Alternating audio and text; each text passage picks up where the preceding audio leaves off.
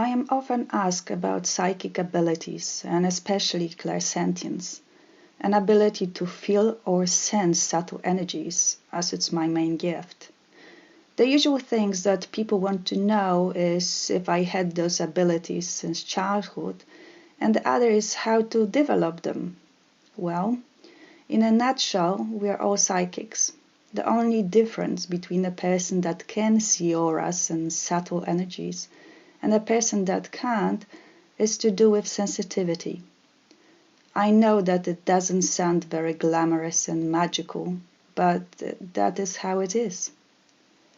I discovered my clairsentient abilities about 20 years ago when I signed up to a Tai Chi class.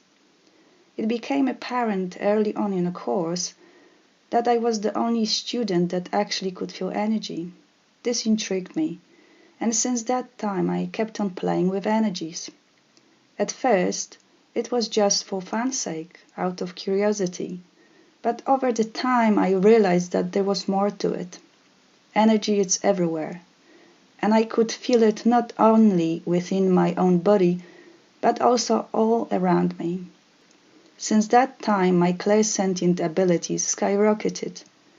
Now I can tune into the vibrations of consciousness, balance frequencies, and switch between dimensions at will. There is a far cry difference between my initial abilities and what I can sense these days. So would I say that I've developed my psychic abilities? Not really. Like with gaining spiritual wisdom, we seem to get access to specific information that was always there, but somehow we were not aware, conscious of it before.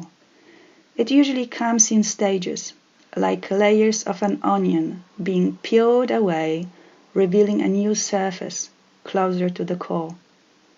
The same is with psychic abilities. Till I started doing Tai Chi, I didn't even know I was clairsentient. And then, in what seemed like jumps, I kept on becoming more and more energetically sensitive, hence more and more clairsentient.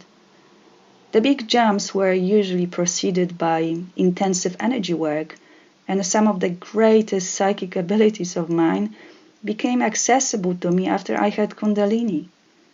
It always seems like my whole energy body is being rewired, upgraded in a way. And after a feverish night, I always wake up being able to sense energy even better than before. For this reason, I would never say that anyone can develop psychic abilities. This seems to be more of a gradual unraveling process of who I truly am. The other thing that came up during my spiritual path, and I know that it also crops up with others, it's to do with developing psychic abilities that are not our main talents, so to speak. Well, for many years I had this funny thing about wanting to be clairvoyant. I didn't seem to be satisfied with just feeling energies. I also wanted to see them. This drove me to doing countless practices, including standing on my head, eye exercises, listening to third eye vibrations, chanting, buying magic eye books, receiving Reiki for clairvoyance, and so on. Well, all I can say is that I would end up with a massive headache, foul mood, and no results.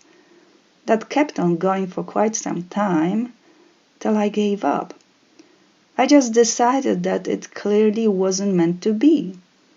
To my total amazement, once I stopped putting pressure on myself and became more interested in what I could do, I started to have many visions, and yes, I was also able to see aura of trees and other objects over time. What this experience taught me was that as long as we insist on something and put pressure on ourselves, we simply block the same thing we want to get. So in short, no, I wouldn't know how to develop psychic abilities. I genuinely don't think we develop them.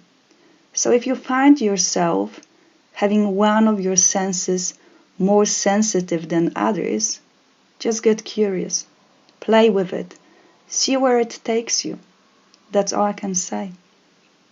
All the best to you, my dear friend, and speak soon.